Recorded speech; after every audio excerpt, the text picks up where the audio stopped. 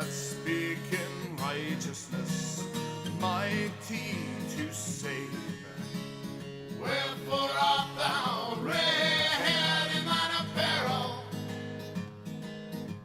and thy garments like him that shreddeth in the wine vat?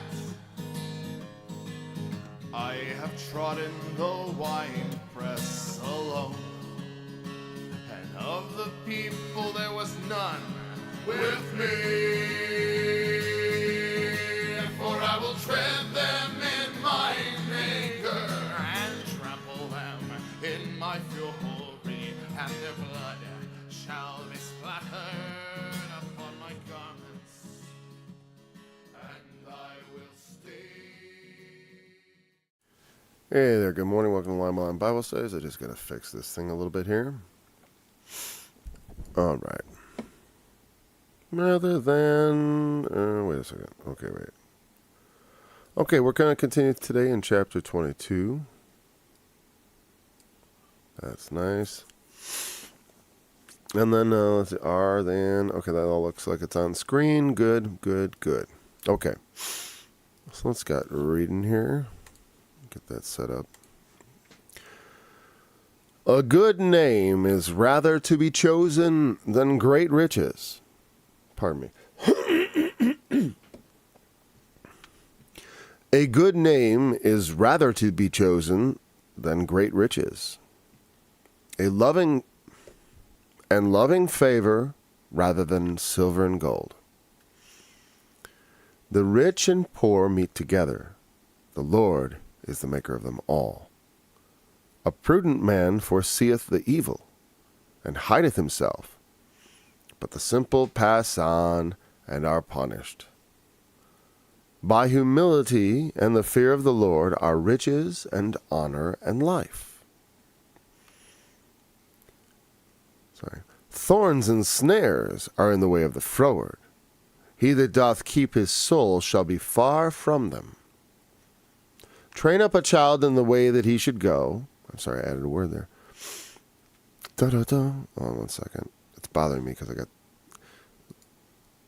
was showing my face from the stream. That's fine, whatever. There we go. Here we go. Train up a way, and okay, let's just do verse 6 again. Train up a child in the way that he should go, and when he is old, he will not depart from it. The rich ruleth over the poor, and the borrower is servant to the lender. He that soweth iniquity shall reap vanity, and the rod of his anger shall fail. He that hath a bountiful eye shall be blessed, for he giveth of his bread to the poor. Cast out the scorner, and contention shall go out. Yea, strife and reproach shall cease. He that loveth pureness of heart, for the grace of his lips, the king shall be his friend. The eyes of the Lord preserve knowledge, and he overthroweth the words of the transgressor. The slothful man saith, There's a lion without, I shall be slain in the streets. The mouth of a strange woman is a deep pit. He that is abhorred of the Lord shall fall therein. Foolishness is bound in the heart of a child, but the rod of correction shall drive it far from him. He that oppresseth the poor to increase his riches, and he that giveth to the rich, shall surely come to want. Bow down thine ear, and hear the words of the wise, and apply thine heart unto my knowledge. For it is a pleasant thing if thou keep them within thee. They shall withal be fitted in thy lips. That thy trust may be in the Lord. I have made known to thee this day, even to thee. Have not I written to thee excellent things in counsels and knowledge, that I might make thee know the certainty of the words of truth, that thou mightest answer the words of truth to them that send unto thee? Rob not the poor because he is poor, neither oppress the afflicted in the gate. For the Lord will plead their cause and spoil the soul of those that spoiled them. Make no friendship with an angry man, and with a furious man thou shalt not go, lest thou learn his ways, and get a snare to thy soul. Be not thou one of them that strike hands, or of them that are sureties for debts. If thou hast nothing to pay, why should he take away thy bed from under thee? Remove not the ancient landmark, which thy fathers have set. Seest thou a man diligent in his business? He shall stand before kings. He shall not stand before mean men. You see, the character gets a little bit changed there, right? We'll shift.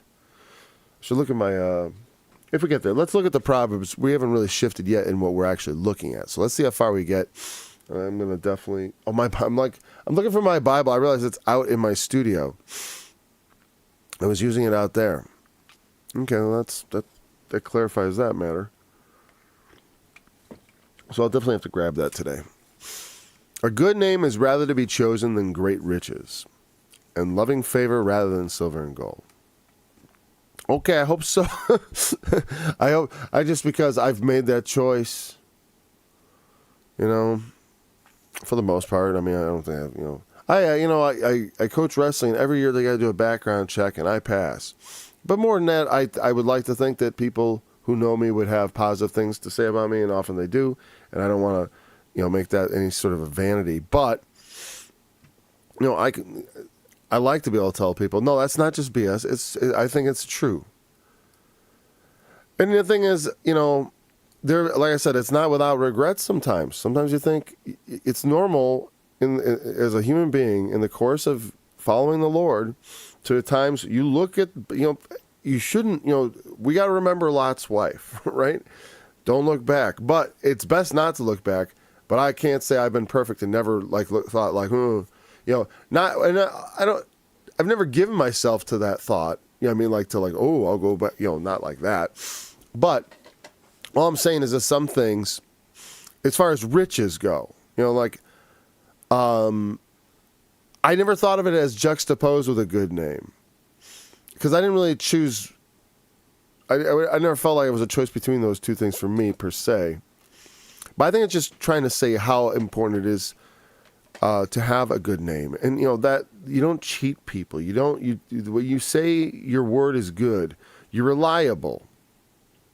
I wish I could say I'm always timely, but I think that's a good thing. I'm not. But it's virtuous, to be on time, to be responsible. Sometimes it's hard to exert your willpower to do all things. That's why sometimes you see people, like Paul, he talked about having some thorn in the flesh, the messenger of Satan, like whatever, people speculate, they're like the messenger, whatever. It doesn't matter. The point is we have things often that eat at us with Satan speaking like Satan's messenger. I certainly hear Satan's messengers once in a while. Of course, they make me question my ministry, mostly question my ministry. It's not my faith. That those days are past. But my ministry certainly, like, are we sure know what you're doing? Sure you should be doing that? And is God really, who do you think you are? Nobody really. I'm just, it didn't seem like this was making me somebody. But whoever you are, like they say, whatever you are, be good at it, or be a good one, or whatever. That's true, because it doesn't matter. It's not how famous or how big your name is, but that it is, your reputation is, you don't have a bad reputation. I always tend to think I have a better reputation than I deserve. Actually, that's what I would say. Anyways, so that's why I'm not super, like I said, I'm not super stoked by that, even though I have gone away from the path of riches. No, the thing is, it's not that I don't try to earn money, but someone said, I heard recently, and I don't know who they were quoting, but that behind every, who said it? Somebody. Behind every fortune, there's a crime. There's a story of a crime or something. There's a great crime. been committed or some great injustice has been done. Or whatever. I don't know about that. I don't know that that's true of everything. But a lot of times, massive fortunes amassed by individuals, well, they usually have to be pretty cutthroat, right? I mean, when I've tried to do things, even just like sales, it's like I have a problem even just, I don't convincing you need this. It's like, no, they do need it. I'm like, but I don't believe they do. I have to believe in something to sell it. That's why I think I do a good job selling the Lord, at least, as far as I'm completely comfortable pushing Jesus on people. Because that is to me something worth you need this. If I could sell it, I ought to be able to sell it to you. It's worth it. Something valuable.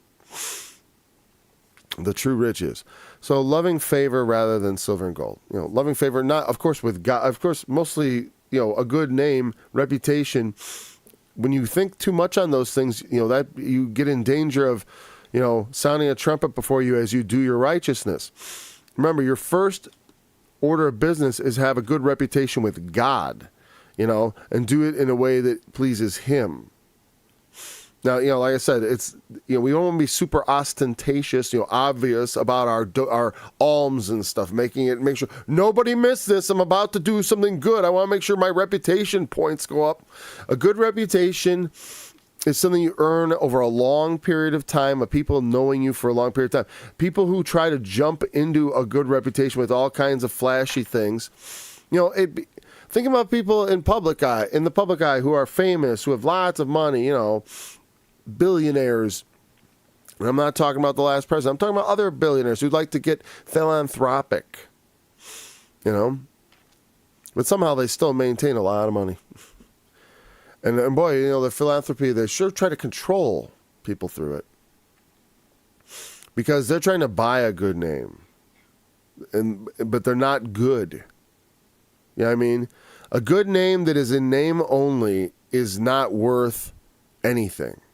Okay, well, you can trade it in for your reward as soon as you want. You know what I mean? Because eventually that's what everyone does. They trade in that good name for that immediate gratification of the riches that they were looking for. Loving favor rather than silver and gold. Yeah, I remember when the person who almost brought down Bill Clinton, they were saying they were wanting to protect their good name. I never heard of them until they became a national thing, and then they went in a national magazine and took their clothes off. And somehow I thought, and actually I think it was more like great riches and silver and gold that they were trying to somehow find in this sordid case, which should have been brought much sooner.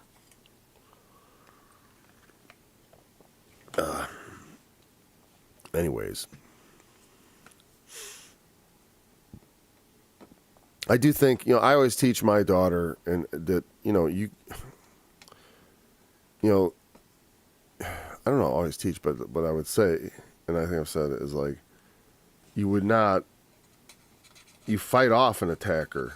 You make noise, It's like, they're supposed to take no for an answer, but if they're not, you give them reasons to understand. And if they get violent, well, whatever. Then you have lots of evidence that it weren't consensual, okay? She knows how to take a beating. She's wrestled boys for years. She knows how to defend herself, too. So if he isn't skillful, he's in for a real problem. Anyways. So, I'm saying, like, they got a little off track, but it's questing, people want to get famous, but it's not the right kind of good name. It's different. The rich and the poor meet together. The Lord is maker of them all. God is maker of them all. People like to think that, people are all equal, but some people don't think we're all equal. Some people think they're better than other people, because they think because they live a better quality of life, they have more of they have more money. Pretty much they're rich. That's the whole point. They're rich. They have money. They have everything they need. And when you have a lot of money, it does something. It increases narcissism. It does all kinds of things. I think that's why our country is so broken. Because we've gotten in this thought where like, we think we can do no wrong. And we keep doing wrong and screwing up and not doing good. I think we wanted to do good. Many of us believe we were doing good or we were somehow good. But it's like, and we are, because we at heart are good people, quote unquote. There's none good but God, of course. But a good name, there's no good name but God either. Okay, but we're talking about here, not in the absolute. But sometimes they think they're better, and not just I'm richer than you, but somehow, because I'm in this position, I'm actually superior. Because it gives people that feeling. And you look at history when people had better technology and more wealth in that sense, like the Europeans, when they encountered people who were primitive, they called them savages because they didn't have the level of attainment of technology. And it's mostly, I look at it, they thought of it as they were uncultured. No, they had a culture, and some of them were more, what I would say is truly barbaric, as far as like some of them were cannibalistic murderers of their neighbors. Some tribes, yes, in the Caribbean. And that's why, the Europeans weren't universally reviled. There's a reason why they weren't universally rejected. But then that's a devil's bargain. Because there's consequences to that. But anyways, some people think they are genuinely better, and it becomes from that sense of their riches. It makes them better. It makes them more qualified to, like there's a poor wise man. Didn't we read that one about the poor wise man who saves the city and nobody remembers? Oh, that's Ecclesiastes. I'm sorry. I read that. That's in my reading channel. But there's that story in Ecclesiastes about the poor wise man, and everyone forgets. Rich man, he'll never let you forget if he does something smart. But they think they're smarter, even if they're not necessarily. Because, they've gotten all these riches. So they must be brilliant. And even if they believe in God, they think, God has favored me, because they don't have any wisdom. They don't understand. The riches are a snare. If you have them, you have to do something. That's something you got to do something with. And it's like, it's a lot easier to have a gift of teaching or something, in my opinion, because I know what to do with that. With money, you could do so many things. You know what I mean? It just seems like, wow, and I've always thought that, I'm like, if I won't say, I definitely wanted, like, I bought a lottery ticket once and I wanted to win it, but of course, I don't buy them regularly because I think it's a complete waste. But, and also I don't really want to win anymore. Because, I would like to win, or I would like to have I would like to have that problem. I've joked with the Lord. I'd like to have the problem of too much money. I do understand that it is a treacherous problem. That's the thing. And I would not choose it. But if I was given some riches, I have no doubt. I already have some riches that I've tried to be faithful with. I mean, mostly things that are not money. But even in financial things, I've tried to, at least be responsible. But we are all, Lord is maker of all. God has made us all. We are all, and by that implication, we are made in His image. And that's why human beings of whatever race or religion they are, even if they're not of my religion, I still think they are afforded the same rights as a human being. There is no Jew nor Greek, bond nor free, male nor female.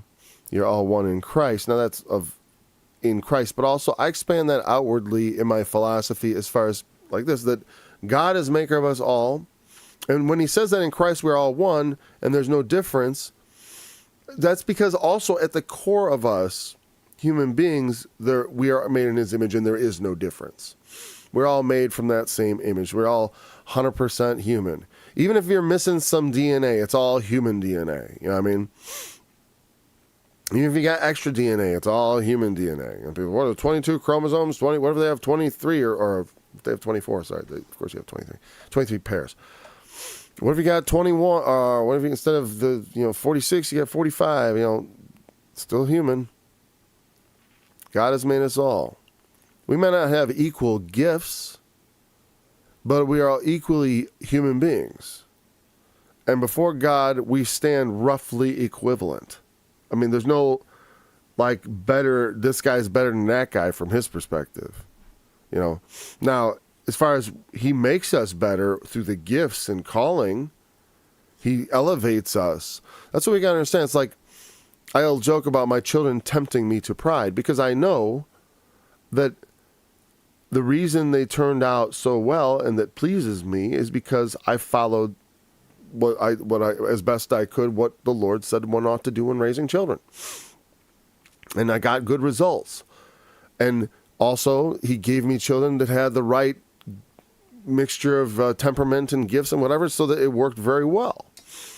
So I'm not going to get all off and wow, I'm a great dad. I'm like I said, I know how to do this from scratch, and I know how to follow the Lord's instructions. I don't think it's like some sort of mystery guru thing, how to raise kids right.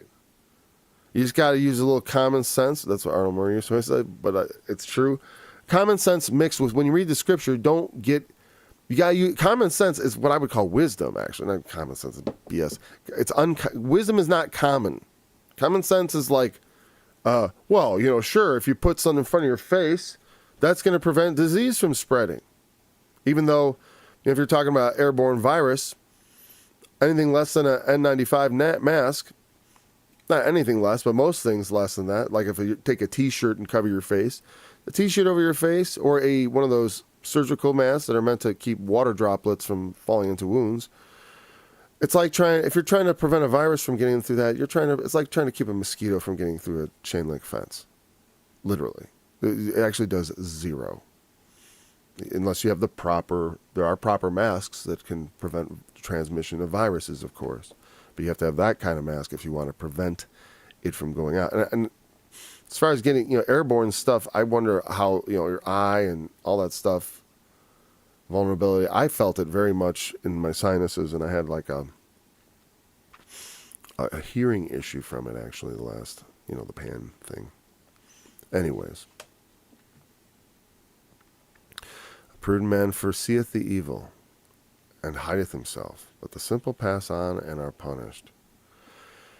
Yep, that is good. Hideth himself. He this. However you look at it, you look at it as an analogy. He foresees evil coming, calamity, essentially, is the way we look at this, and he takes necessary steps. If it's hide yourself, it's hide. If it's flee, it's flee. If it's prepare, for battle, then it's prepare for battle. But he takes refuge. He hides. Which always is, and actually that's the first thing any man who's prudent and sees evil coming does, is he flees to the refuge who is the Lord. And if the Lord is your refuge, and I think that is all you actually have to do. Flee to the Lord, and he will lead you. I mean, if there's preparations you need to make, there's preparations. I was just learning about something called Jerusalem artichoke as a very interesting kind of a tuber type plant you can grow that is very nutritious and easy and very good food staple. I look into stuff like that because I think about my society is in trouble, even if it's not the end times. Our country, the world is in trouble.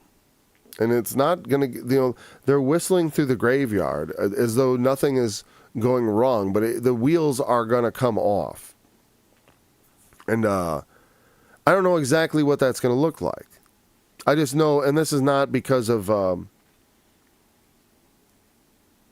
any special, like I said, prophetic knowledge, I think, or anything. It's just you just know from the things I've been doing economically, spending and printing money and warfare and bombs and making more bombs and more war. And it's like we're on our way to oblivion. We don't have this kind of money. We just don't.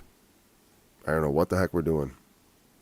We're spending the future. There will be no future because of that, because we've spent it all away. I have a lot of profanity for those people. I just start thinking, Talk about prudence. They foresee the evil too, and they're preparing. You know what they're doing? They're getting rich themselves while they leave us holding the bill. You know? Well, with simple, I don't pay attention to what's going on. Whatever. Hey, we're past that. Whatever. They just don't bother. Don't take note. Pass on. What do they mean by pass on, I wonder? Maybe let's take a peek at the NIV here, huh? The simple pass on. They say the prudent see danger and take refuge, but the simple keep going and pay the penalty. Yeah, they keep going. They pass on. They keep going.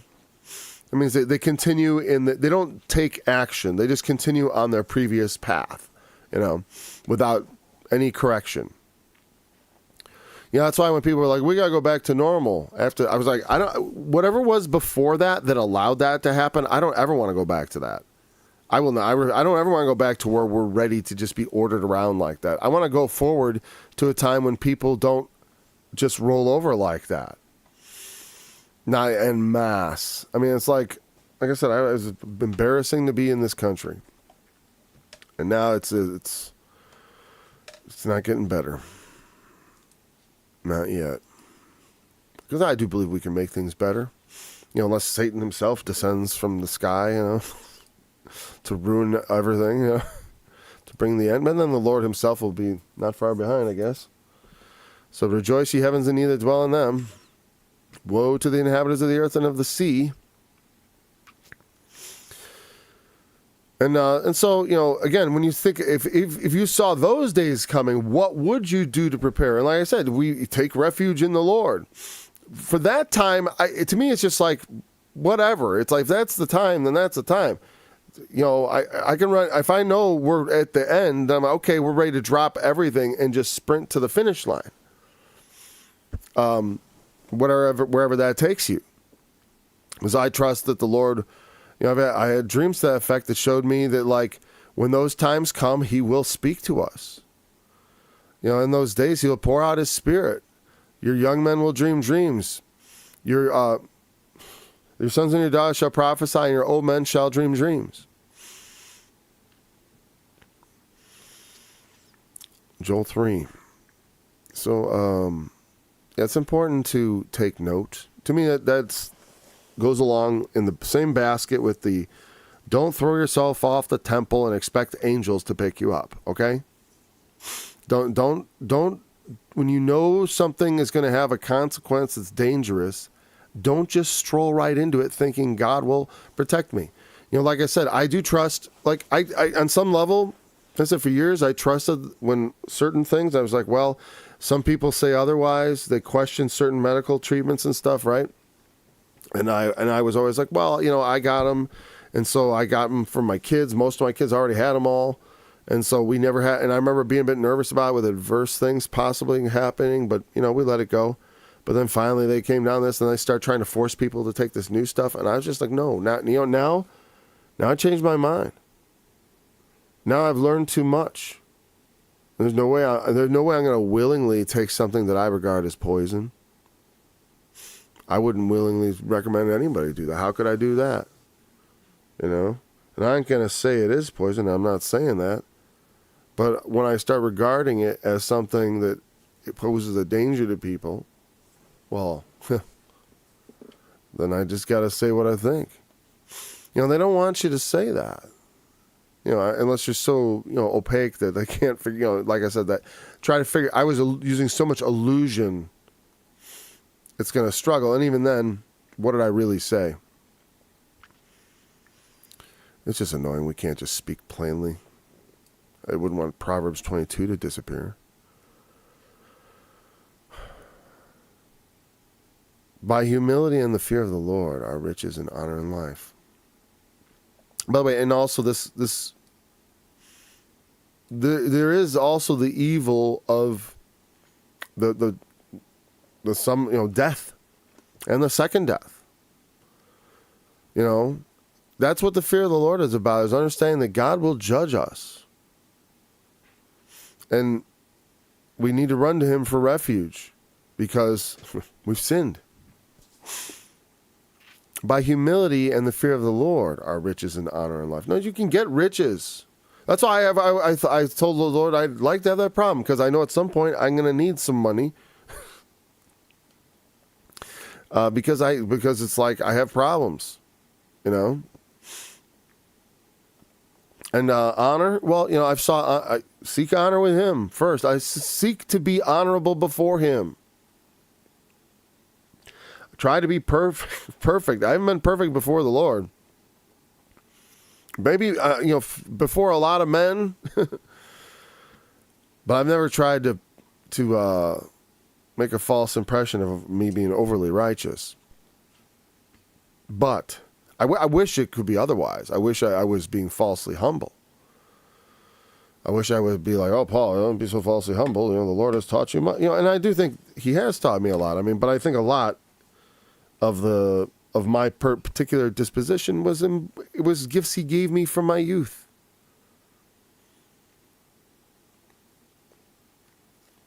You know, and so honor and life from the dead, life everlasting. Life is the commandment which God gave the Lord Jesus. Life everlasting. Bring it to man. Bring man into the life that is God, the life that is ever and ever. You know, and we see almost an image of that in the fossilized record of all the life that has been on Earth. That for just all those creatures over all those eons. You know, I mean, some people believe they weren't eons, but it's like, my problem would be then, I have like this chunk of rock, and there's places in the world where you have just lots of these creatures. People say, well, that was all the flood. But you understand, if we were to calculate if all those creatures had died at the same time, how populated the earth would have been, it would be insane, I think. I think there's way too many skeletons down there. It's a real problem. Too many creatures to have all existed and died at the same time. Especially because sometimes you have multiple layers of rock with all kinds of creatures in it. Whatever. I know people get all upset about that. I'm not a big geology guy. I don't know much about it. I've just, like I said, the one thing that I found most persuasive as far as that, geologists kind of know what they're talking about is, I started looking into craters. Anyways, let's go on to the next verse. Thorns and snares are in the way of the froward, and he that doth keep his soul shall be far from them. And those that go out of the way of God, when you get, bad company corrupts good manners, as it says, but it means behavior. When you hang around with people that behave badly, the likelihood that you are going to join in their bad behavior is pretty high, especially when you're young. When I was young, I was 12, I moved to a new neighborhood, and I changed schools, and I didn't have any friends, and I made friends with the kids I sat next to. The kid I sat next to. And not that he was a bad kid person. He wasn't. I've met worse kids. He wasn't mean, wasn't a bully, but he liked dirty magazines and also to steal. And of course, hanging around and to swear. And hanging around with friends like that, I soon began to do all three. I was swearing and looking at dirty magazines and stealing. And then I got caught, And then I got the belt, which is kind of like they mentioned the rod coming up here. And the foolishness of a child. But, when we go away, people who go off the path of righteousness, there are thorns and snares. Thorns and snares. In the parable of the sower, the thorns were that which choked the word, and they were related to the cares of of this life and the deceitfulness of riches. And the cares of this life and the deceitfulness of riches are not, like I said, it's not, riches themselves seem like this shiny thing. And sex seems like this, this wonderful thing. It's like this shiny, everyone needs to have some sex and all that stuff. But in the unrighteous pursuit of those things, when you do not pursue them in humility and by the fear of the Lord, they come, you try to shortcut it and it ends up being a snare. Some guy anxious to Anxious to have sex, has with some irresponsible girl who gets pregnant. Now he's married to her. 2 years later, she's sleeping with, they have 2 kids, and then she sleeps with some other guy, and now they're divorced, and he's got to pay for those 2 kids, and she's married to that other guy now, and he's paying child support and for subsidizing that dude's life. And he's got her in the well, he's responsible. Yeah, he is. But if you become a fornicator, there's thorns and snares in that way. And maybe you escape them. To some degree, it's possible, But not in a cosmic sense. I got her pregnant, she'll get an abortion. Yeah, you're going to answer for that, especially if you're part of it. Even if you're not part of it, you'll answer for the fornication. People always say, God, why does God care about this? It's because we're going to live forever together with God. And you got to be able to control yourself, okay? God has to be able to control himself. And if we're going to be given the kind of access to power that is described in the Bible, we're going to have to be self-controlled too. As well as God giving us a new body that's not as subject to temptation. I'll tell you what, I know what it's like to be, when I used to smoke, when the urge to smoke, man, that's bondage. Drinking, same thing, man. It's like a bondage. You have this deep ache and this need to do this thing. It's like if it weren't for the flesh, if that had no power over you, there's so many things that you would not do. You know what I mean? But there are other things, you look at Satan, he manages to be a sinner without the flesh. So remember that. It's important. It's not just a question of the flesh. That's, it's self-control is like real. And, when God gives us that crown, I don't know. It's like, because like I said, we have a will. We're not mind controlled. It even says so in the Proverbs that you think whatever you want to think, but you're going to do what God wants you to do. Even if that's your own destruction, you got to understand that goes across the board. There's a lot of complexity to that when you get into evil. And, evil, calamity, thorns and snares, evil. That's evil. God made a world in which he put evil things, thorns and snares and thistles and men. You want to keep your soul? You keep on the Lord's path. Humility and the fear of the Lord. That's where you get things. Riches, honor, and life. What else are you looking for? If you need a woman, those will get you the woman too. And if you fear the Lord, you get a good one.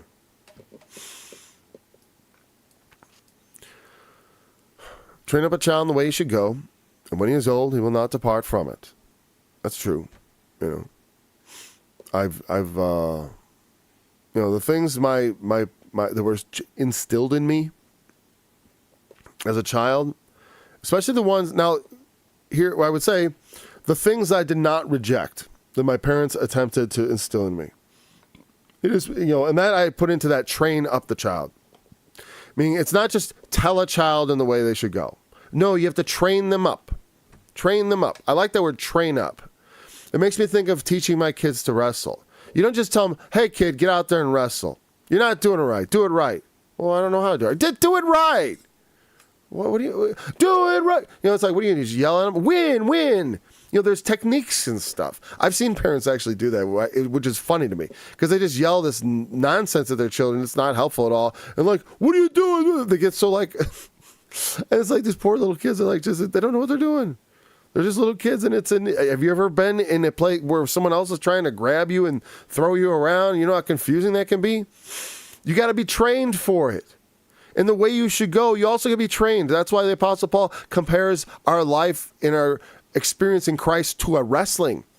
We wrestle, not against flesh and blood, but against principalities, against powers, against the rulers of the darkness of this world. It's a confusing, tight-in fight. That the way you should go is not just like, tell them whatever. It's train them up. And so I say, I didn't tell my kids to be righteous. I taught them how to be it. I made them be it. And they certainly they're not perfect, but in certain things, habits that they've been instilled, I would be shocked if they departed from them. When you give them good habits, and they buy into it, if they've been trained into it and they see the good that it does them. You know, I mean, you have to demonstrate this. That's not saying, like, you have to not only teach them, you have to make them buy into it themselves, which is not always so easy because they have to see themselves and for themselves, for their own sake, the benefit they're getting. You know what I mean? It's like the thing, you know, with upright behavior, you know, like, my kids believe in doing the right thing. You know, and I've taught them to do, in acting right, behaving right. Because I demanded it of them, that they behave correctly. You know, so they still don't whine and cry and complain. I never let them do it as a kid, and they don't do it as adults. They fear the Lord. I feared it. I taught them that it's instilled in them. They don't have like this detailed understanding of it like I do, who've been in it as an adult 30 years studying the Bible, of course. When I was 18, neither did I. I was fiercely loyal, though, to the religion my father had brought me up because I bought into it. I needed that granular knowledge eventually to be increased, at least based on my character, because I need to have depth of knowledge because God gave me the will to speak of these things, the desire to speak of them, and maybe, you know,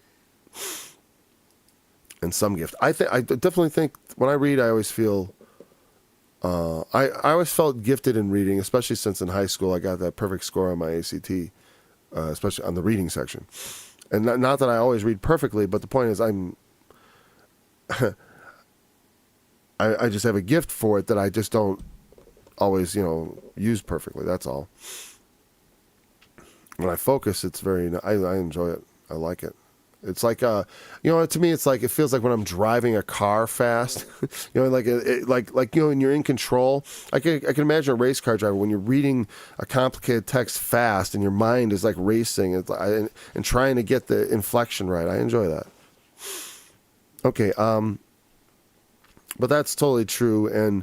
But the thing is, you got to understand, it's not something you can just mail in and sleepwalk through. You have to take care. You know, there's like carrot and stick. You know what I mean? You want to entice, you know what I mean? Or you don't want to like overdo it. You don't want to find, you know, you don't want to find yourself cramming cake in a child's mouth.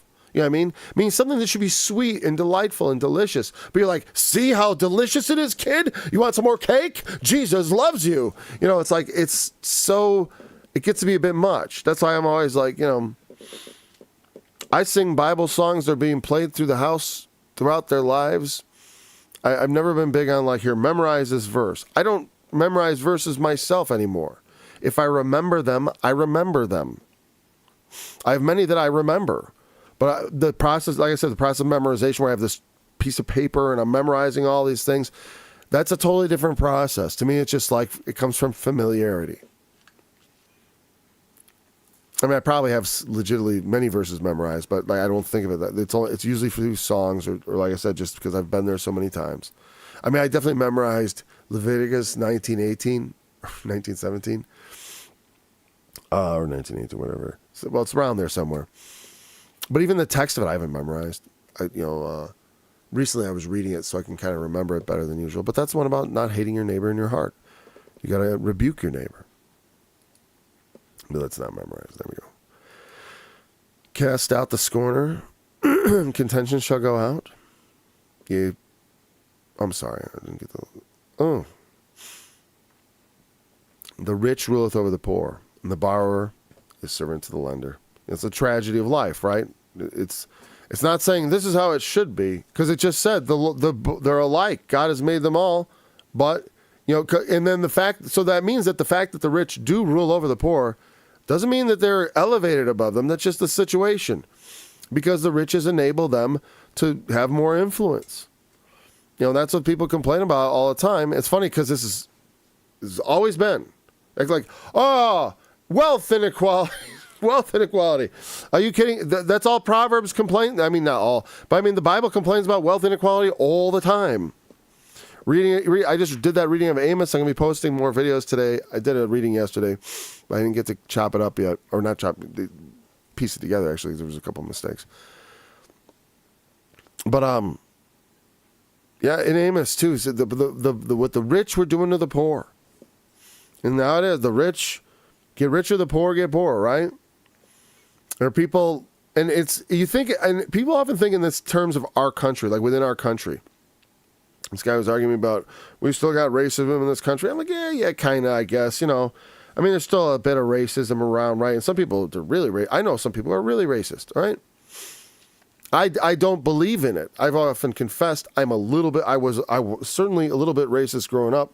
I grew up racist, from most people's perspective. I didn't think I hated anybody, and I hardly ever saw anybody of any other race. And I didn't, like I had a Japanese friend, and then when I got into high school, as I was going through school and stuff, reading about things in history, I definitely came down. I didn't think of myself as racist, but my family was pretty racist. And, but they didn't think of it they didn't believe in it as like an ideology. They were just kind of bigoted. It would probably be a better way to say it. And I've always striven not to be. Even when I was in the Shepherd's Chapel, which is a white identity church, I definitely still tried to maintain, the thought that I believed in Martin Luther King's colorblind society, because I thought that looked like a Christian society to me, where there is neither Jew nor Greek, bond nor free, male nor female. All those things, that we're all one in Christ. God is no respecter of persons, and neither should we be. The president is just another citizen like any other man. But people always want to make, it's like there's a reason we say rich and famous. Often riches come a reputation of sorts. It's not necessarily a good reputation. Some rich people have a reputation for having gotten rich and then being really good philanthropists, making, their wealth, trying genuinely, while often maintaining a very good lifestyle for themselves, but genuinely taking a lot of that excess and trying to plow it into genuine humanitarian type causes or whatever, or their church also, if it's a good one, hopefully. But the rich have power, But, there's also a power that the poor are many. It doesn't say that the rich are few, but the poor are many. And borrowers are many and lenders few. It's like when you get to that, the problem is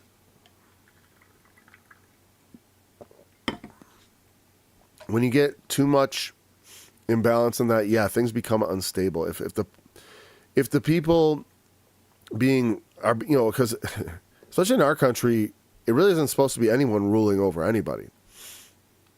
But when you get outside of our country, when you look at America as ruler of the world, and that's what we've essentially been since World War II, not undisputed by any means, but definitely holding sway and having a dominance. And then since the fall of the Soviet Union being, especially in our own eyes, the only real power in the world.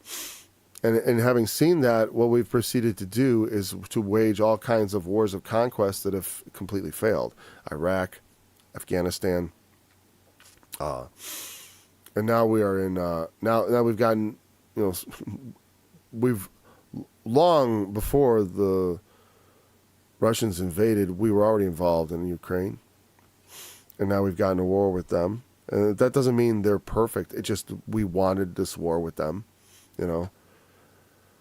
I so like I said, to me it's just very obvious. It's like it's not a way to justify the other side. It's just that you got to recognize when we're being provocative, and we are. Just like because like I said, we got our cruisers over in other people's backyards. We've got our bases in countries where people don't want our bases. Imagine if China had a military base in our country. We'd be like think about when they sent the balloon over. Well, we got bases in Iraq. We got bases in Syria. There's this map I saw of all our bases all over the place. And certainly the rich Americans rule over the world. And like now we got 500,000 dead Ukrainians. And what was that for? Oh, that was, we got we got them to use all our surplus weapons up. And that means the weapons manufacturers got to make all of these new ones. And they are so excited because they get to make, but think about all that wasted resources. Have you ever seen images of the Ukrainian battlefield? It's absolute wasteland. And all those exploding shells. What is the carbon footprint on this? Not that I care much about carbon footprints, but some people claim they do. And they're also for this war. You know how much emissions are from war making? The Nord Stream 2 pipeline, when it was blown up, was one of the biggest emissions in history as far as polluting the atmosphere. So but nobody really noticed, did they? That's because the atmosphere is a pretty big thing.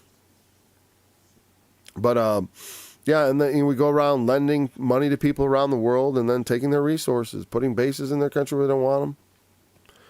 You know, murdering their people. You know, when they elect a leader we don't like, we throw them out and put in one we do. Usually a brutal dictator. We have all these brutal dictators we've installed around the world that are our pals because they do what we say. You know, it's like, what I think the biggest tragedy of America is not slavery.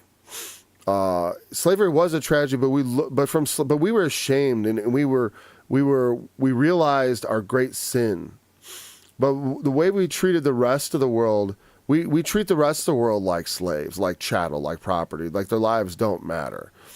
You look at like the way we're funding the Israel war, and tens of thousands of Gazans have died in response to the killing of less than 2,000 Israelis, and hundreds of them were actually killed by friendly fire because of the Hannibal directive that the Israelis practice, where they don't want their civilians to be taken captive, so they prefer rather to what would be the polite way of saying it other than kill them, and which they attempt to. They will rain fire down on them, and they did.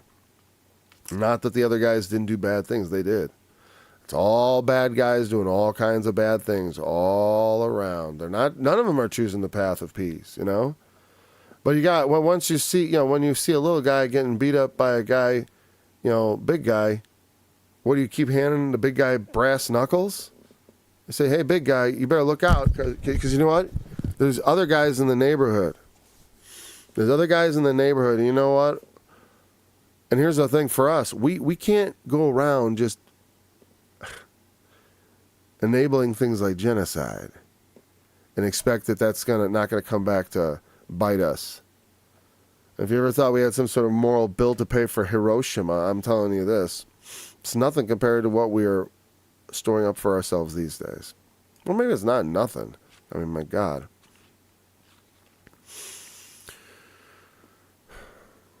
All right. I just lost my place there.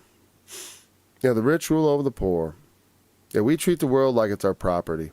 We have a right to rule. Our country does. I mean, not me, not we, the people. It's our foreign policy establishment and them. And they use the power of America to get rich from foreign governments and stuff. I mean, it's probably why Joe Biden's not even going to make it to the election, honestly. I'd be surprised. Because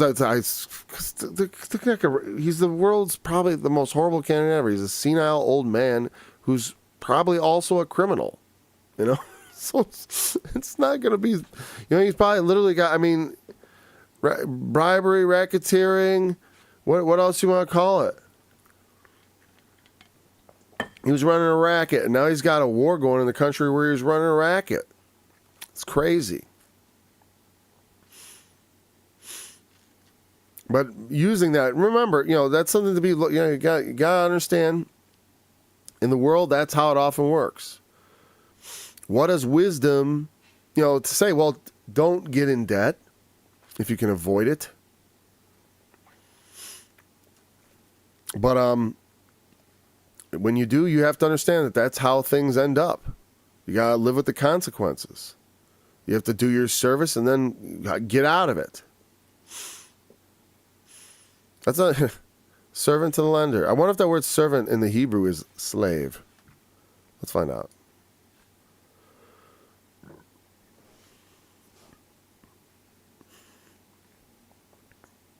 Ebed. It says it means slave. Let's look. It says slave. Watch. Ebed. Slave or servant. Why though? Why? So I see it's translated bondage twice. Male servants, male slaves. I assume if it's always masculine. Oh, okay. Male servant on formation. 1. Slave, servant of household. Homeless servants, slaves, especially Israel and Egypt. That was used of them in Egypt. They were slaves. Okay, so it's slave. Servant in that very servile sense of being, well, you're obligated. It's an obligation of service. Obligatory service. Not necessarily chattel slavery where you're permanently, because that's not how it often worked. Certainly not in Israel, because it was a lot of times selling for debts. You could sell family members to get out of debts. And people often say, the Bible says you can sell your family member for debt. You know how you respond to that, Christian? You respond the same way Jesus did. Say, look at what Jesus said about the law is that things like divorce were not things that God intended from the beginning, but that Moses wrote for the hardness of men's hearts. That's why it's in the law. That's why we don't follow the law, because it's not a true map of righteousness. There's no righteousness in divorce. Divorce just gives you a path to legal, so you're not legally bound to that legal, because marriage is a legal obligation. And for the hardness of men's hearts, he allowed divorce. And for the hardness of men's hearts, he allowed them to sell their family members to get out of debts. They did. For the hardness of men's hearts, he allowed them to take prisoners as slaves. So they don't have to kill them all. Otherwise, that's the other. It's the hardness of men's hearts. It's not a commandment of God, just like sacrifice. There's laws about sacrifice to govern the men's sacrifices, but it's not that God's like, I want all these sacrifices. Give me sacrifices. That's not how it works. The God of the Bible is only God that really doesn't want sacrifice. He doesn't. I don't want any sacrifice. I want you to do the right thing and obey me. And then we'll be at peace. You have to make offerings to make peace. We will have peace. Let righteousness run down like waters. He wants obedience. It's better than sacrifice. It's much preferred. He that soweth iniquity shall reap vanity. That's why aven. Whosoever committeth sin is the servant of sin. And the servant abideth not in the house forever, but the son abides forever. We are to be sons, not servants of God permanently. We are looking to be adopted. We are servants, like sons often are. You know, a son differs nothing from a servant often, though he be Lord of all. That's it. Remember that says that. But when he's grown, you know, he comes into his position. But when he's a child, differs nothing from a servant. My children aren't much different than servants when they're children. But when they get older, they are different.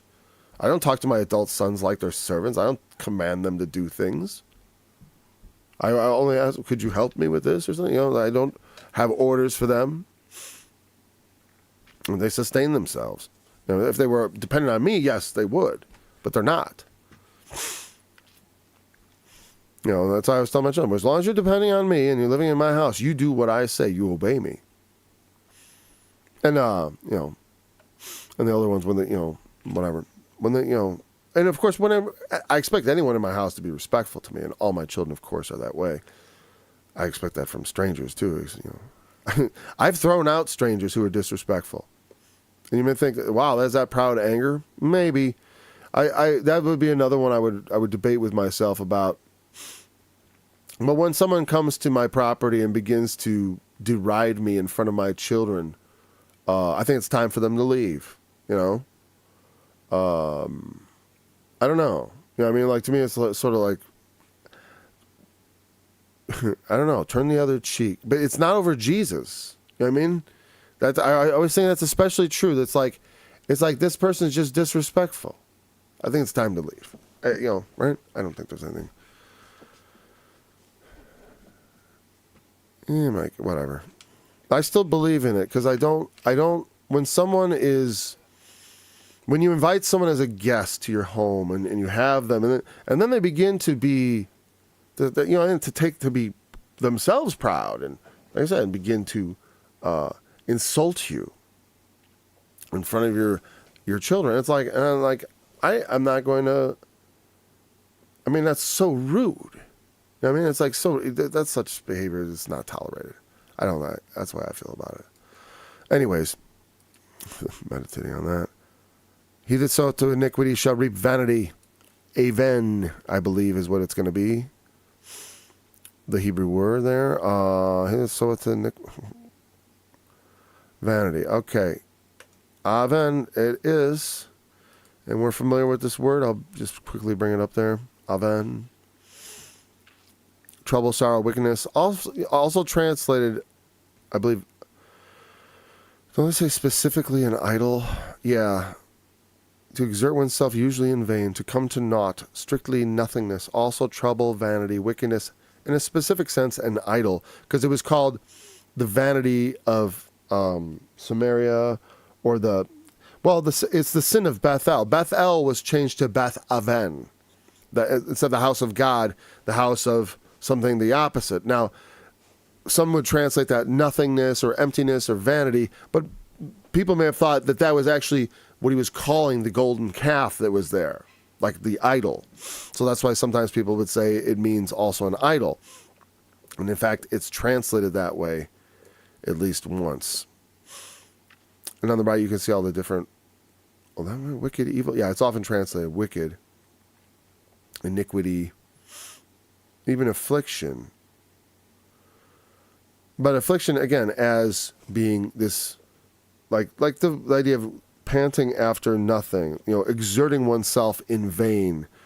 That's the sort of iniquity that this is. Like, it is also translated misfortune and mourning. Very interesting. Anyways, so Avan,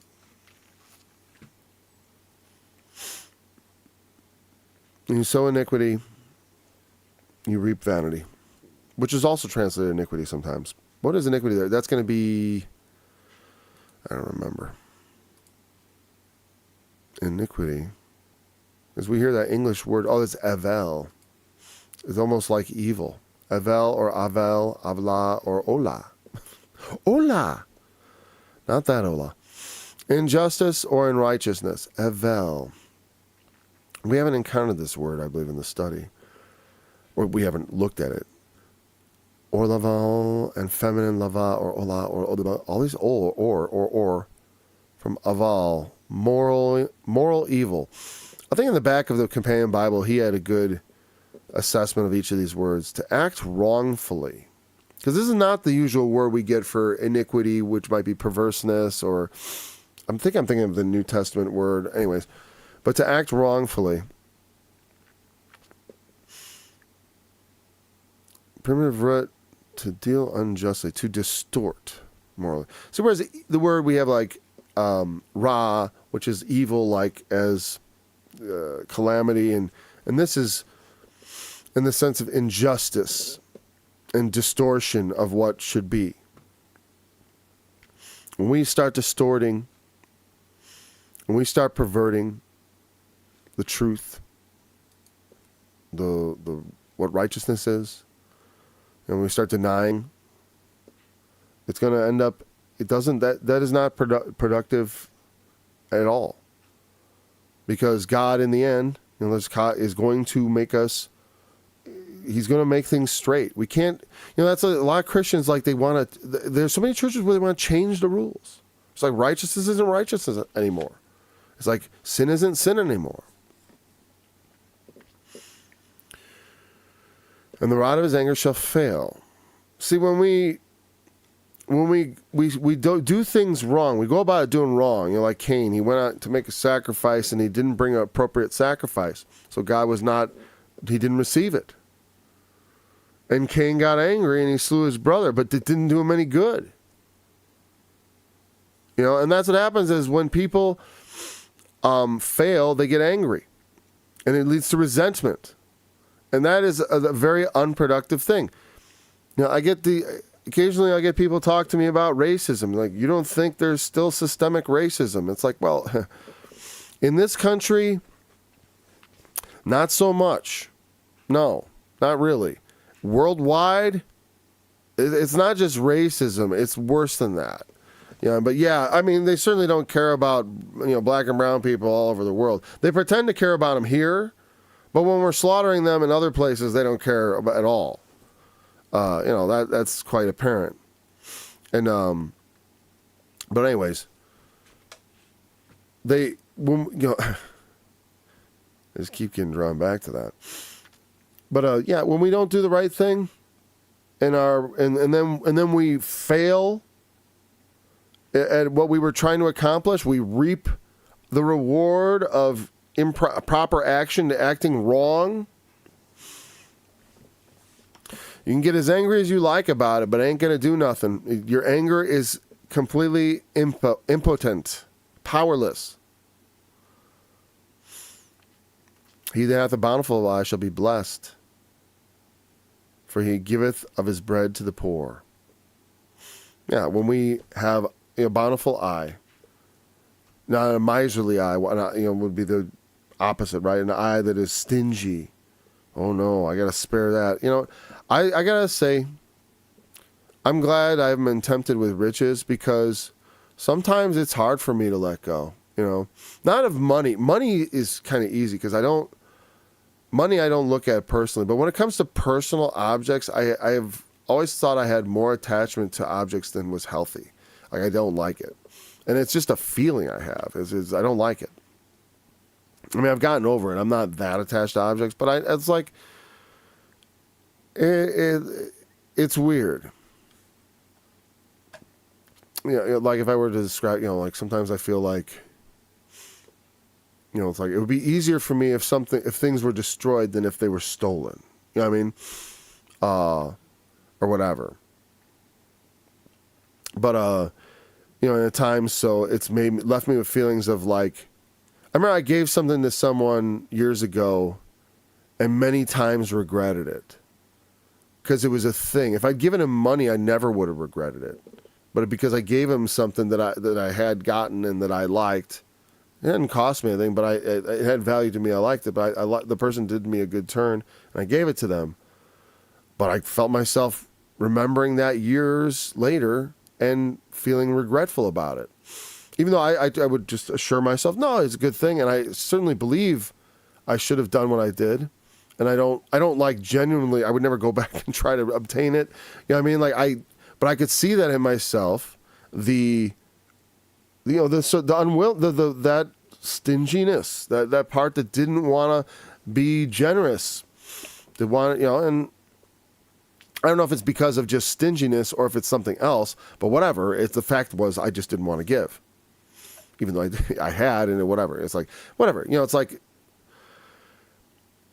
if we were, that is, I'm mostly, to me, because I wasn't trying to, that wasn't an incident of me giving to the poor or anything. I was just giving to someone who did a favor for me, who probably was more well off than I was. I was trying to obtain something with him, which was better friendship. So, I don't mind talking about it, because I never thought I had any reward other than becoming closer to that guy. So, and sometimes that's the case. It's like, not every gift is meant to be, I mean, when you give things at Christmas to people, maybe you're not thinking that this is like the kind of thing. And that's certainly, another thing. I guess it's like I said, to me, it's more about things that have some value other than money. So, I don't know. Maybe that's different. Of his bread. That's the main thing, is like people need, there's a lot of times people complain about not having stuff in life. And they really are just discontented ingrates who just are not grateful for what they have. They have plenty. But they're just not grateful for it. And so they're discontent about it. And then they don't want to share with anybody who truly needs, But they will complain about all my needs. And they never give anything to anyone who's truly needy. Even though they may be making six figures. And because they're always, seeing life as this, just nothing but scarcity. And there is a problem of scarcity. There are scarce resources. There's not limitless everything.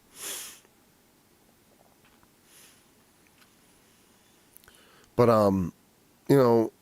whatever you can spare, you ought to spare, especially when it is asked of you. That's the thing. I can't say I'm not a very good charitable person as far as giving to charity, because like I said, it's like I never have enough money month to month to pay. I fall behind, and then I get a tax refund at the end of the year, and I catch up. All right, that's about all I can ever count on. Is I'll get caught up at the beginning of the year. Maybe we'll have enough money left from the tax refund to do the roof. We did one year, and we did the roof. You know, maybe, but not always. But like I said, even so, like the people I would meet that I'd have to give, they're not asking for a lot. They're asking me to give from my abundance, which is significant compared to theirs. And even if they're just lying and they're freeloaders, whatever, I don't know that, you know. It's not like I got people coming up to me every day anyways. But I tell you what, when it does, it's always tempting to say no because what? Because you got any money? No, sir. But maybe I got something else. You know, maybe I can give you a loaf of bread. You said you're hungry.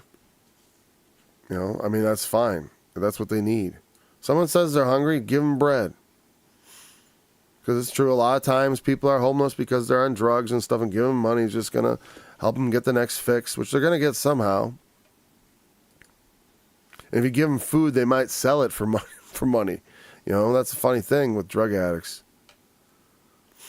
They need to be able to help these people who are on these really bad... They've kind of lost control of their lives. It's like letting them just perish on the street is very cruel. Cast out the scorner, and contention shall go out. Yea, strife and reproach shall cease. Now see, I just say like, it's funny. I must have subconsciously known I read that, because like I said, someone starts writing me down in front, being a scorner, and he was a godless scorner as far as I never heard him talk about Jesus. No, he had a very profane attitude, actually. That's what I didn't like about him. And then he starts mocking me. It's like, yeah, I'm not going to argue with you. You're goodbye. Right? Cast out the scorner, and contention shall go out. I've always had this, I've always said this for a long time. Not always, but I mean, for a long time. I learned this long ago, this lesson. And Paul talks about it too. People think that Christians are supposed to just put up with everything. No. You put up with people, yes, as much as it is possible for as long as it takes to determine. I'll look at that in a second. As long as it takes to determine that, like, hey, it's time to go. I want to see what we've got to say here. Yeah, a lady came to my house one time and she asked me. I don't want to read it aloud in case there's a grammatical error and they'll make it sound like I'm making fun of you. I'm just gonna read it. And yeah. Well, sometimes you do feel horrible because she looks sketch. Yeah, well, hey, you got to judge it, maybe it's, I don't know, because someone might be Casey. I don't know. I don't know how to answer that. You pray about it. Even, here's the thing, what I've often said is like, when you're dealing with things like that, like issues like that, and, you're on the right path of considering. Some people just would send them off and not even think about it. Was that even a good decision? It's good to consider it. Maybe it wasn't. Maybe next time, but that prepares you for next time. It's like, I don't know. To me, it's like, I don't live in a place where people can come to my door very often. So it's not something I experience, but, if it would just be, I can't answer it for anybody else, right?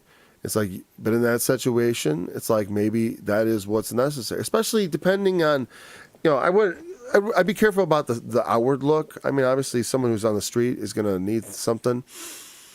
I mean, they're going to be pretty dirty looking, right? Possibly. And they probably are on drugs, And the thing is like their greatest need is that we would maybe help them off the street. Because, there's people who are healthy and have goals and stuff. They're not going to end up on the street. It's often very sad things that lead them to there. But the number one thing is drugs. I mean, that's it. These days, this isn't the Great Depression, not yet. I mean, these are not like, working age, well, they are working age men sometimes, but healthy, non-drug addicted, just out of work, down on their luck guys. That happens to those guys. They're on their feet in no time. as long as they don't have a criminal record, or because sometimes there's lots of barriers when you have a criminal record. Like I said, you got criminal record, you got drug abuse. It makes it hard to get a job. True that, and to keep one. Well, we've gone over a bit, and it's like, thank you for mentioning that. I don't want to be at all condemning anybody, but you felt the way you felt, and take the lesson from it. I've definitely said no to people. This is a spam call. I've definitely said no too, and felt bad about it. I was like one time I've said no to a couple things and felt bad about it. Like someone was like said. They challenged me to reveal God to them, and I was trying to explain to them that, well, God has to reveal himself to you. But then I thought, I should have had faith to say, yes, I'll reveal God to you. Come on, pray with me. That's what I should have said, and believe. And there have been many times when I look back on moments where it's like, where someone asked me for something and I said no, and then I wished I'd go back and do it. I mean, gosh, I don't know how many times I've regretted decisions. That's why I come to you and say, that's one of my biggest things is whether to zig or zag sometimes, because it's not obvious what the morally right response is. I'm always trying to do the right thing. Whatever you were doing, you were trying to do the right thing. You thought there was something wrong, right? And so you were like, no, because whatever. It was something, and you set off some sort of alarm, and then you question it later. And maybe that was a false alarm. Maybe not. But next time, maybe it doesn't go off so loud or whatever. You get something like I said, it depends on what. I'd love to hand someone a loaf of bread, but it's not often that you just have one. It's always like you got 5 slices or something like that. Unless you just went grocery shopping. One time a guy asked me for money. I said, no, I didn't have any cash. I barely ever do. But I had just gone shopping, so I gave him a bag of chips, or whatever. And then I regretted not having given him a loaf of bread, actually, because I thought I could go back and get another loaf of bread. It's only $2. He's saying he hadn't eaten. He was asking for money. I think he probably needed gas, actually, Because if someone asks for food, that's something that I try to, sometimes they'll say they want food, but actually they really want money, Or like I said, they might sell the food, if they might go around and collect food and then sell it, it's because food is expensive and so are drugs. So I don't know.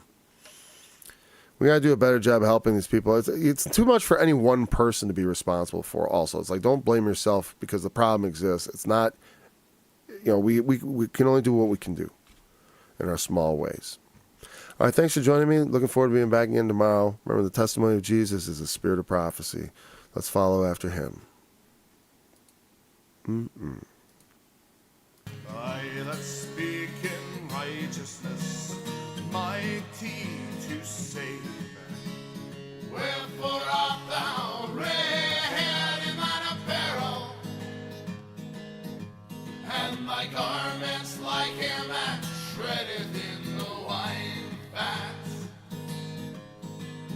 I have trodden the wine press alone, and of the people there was none with me.